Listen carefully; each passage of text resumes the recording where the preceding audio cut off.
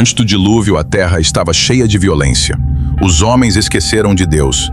Comiam, bebiam, casavam-se, como se o amanhã fosse garantido. Mas o céu não estava em silêncio. Em meio a um mundo corrompido, Deus escolheu um homem, Noé, filho de Lameque. Um homem justo, irrepreensível entre os de sua geração.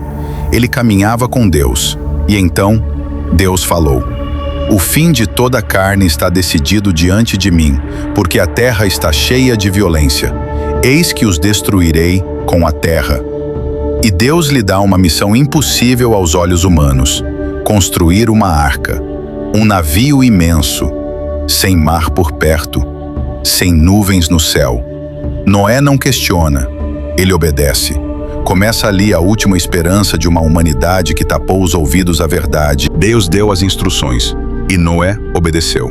Enquanto todos viviam em pecado e zombavam da ideia de um dilúvio, Noé serrava madeira. Enquanto os homens se entregavam ao prazer e ao orgulho, Noé martelava, encaixava, construía. 40, 50, 60 anos de trabalho silencioso. Nenhuma gota de chuva, nenhuma nuvem no céu. Mas ele sabia, a palavra de Deus não falha. A arca não era um símbolo, era uma realidade. Um abrigo para o que restava de justo. 300 côvados de comprimento, 50 de largura, 30 de altura, 3 andares com um só objetivo: salvar o que Deus ama. A madeira foi cortada com suor, o betume preparado à mão, os detalhes seguidos com exatidão. E o povo ria, chamavam Noé de louco, mas o louco era o único são entre os cegos. Noé não construiu só com ferramentas, ele construiu com fé. Noé não sabia como os animais viriam. Deus apenas disse: "Farás entrar na arca 2 de cada espécie." E então eles começaram a vir, de todos os cantos, de todos os tipos, em pares, em silêncio, como se obedecessem a um comando que só o céu podia dar. Leões e cordeiros, pombas e serpentes, animais do deserto, da floresta, das águas e dos ares. Não houve gritos, nem correria, apenas ordem, paz, obediência. O povo viu e zombou ainda mais. Olhem só, os bichos seguem o velho, mas eles não seguiam Noé, seguiam a voz que os criou.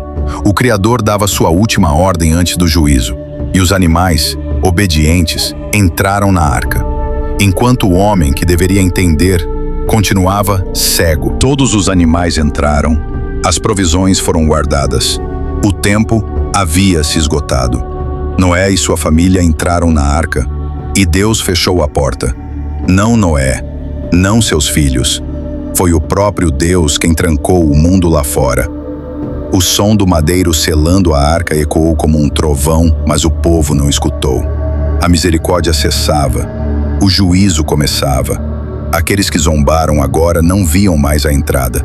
Aqueles que riram já não tinham para onde correr. E o céu começou a mudar. Uma nuvem, 2, vento, raios distantes.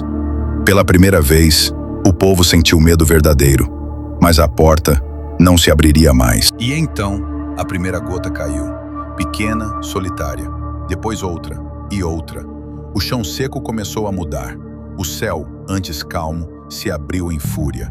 As fontes do grande abismo se romperam. A água subiu das entranhas da terra e desceu dos céus como nunca antes. O povo correu, bateu na porta, clamou, mas a porta estava fechada. Gritos, choro, correria, montanhas cobertas, rios se tornaram mar, aldeias afogadas. Dentro da arca, silêncio, fé, esperança e lágrimas. Noé não sorriu, ele chorou, porque o juízo havia chegado. As águas cobriram tudo, mas Deus não se esqueceu de Noé. Depois de 150 dias, o vento soprou e as águas começaram a baixar. A arca repousou sobre o monte Ararat. A madeira já não balançava. O silêncio foi se tornando esperança. Noé soltou um corvo, depois uma pomba. A segunda pomba voltou com uma folha. A terra vivia de novo.